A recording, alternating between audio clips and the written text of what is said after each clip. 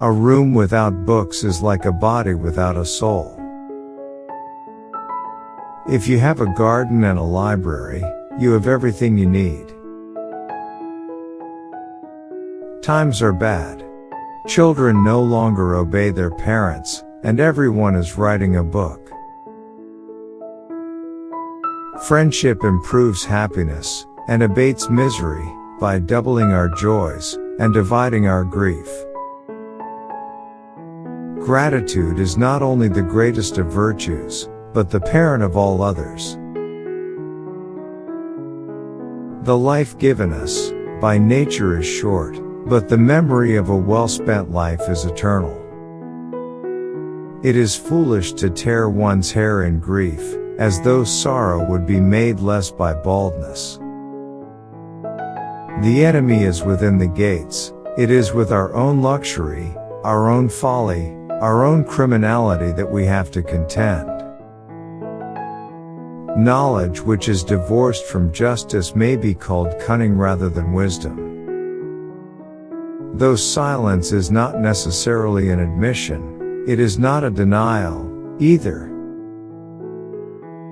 God's law is right reason. When perfectly understood, it is called wisdom.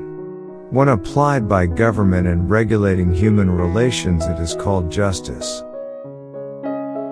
It is the peculiar quality of a fool to perceive the faults of others and to forget his own. What one has, one ought to use, and whatever he does, he should do with all his might. A mind without instruction can no more bear fruit than can a field, however fertile, without cultivation. Diseases of the soul are more dangerous and more numerous than those of the body.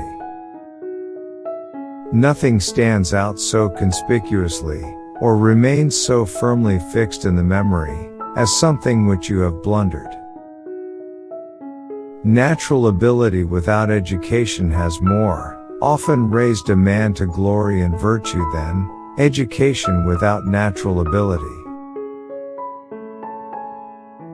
True law is right reason in agreement with nature. It is of universal application, unchanging and everlasting. It summons to duty by its commands, and averts from wrongdoing by its prohibitions. A mental stain can neither be blotted out by the passage of time, nor washed away by any waters. In a republic, this rule ought to be observed, that the majority should not have the predominant power. The mind becomes accustomed to things by the habitual sight of them, and neither wonders nor inquires about the reasons for things it sees all the time. Endless money forms the sinews of war.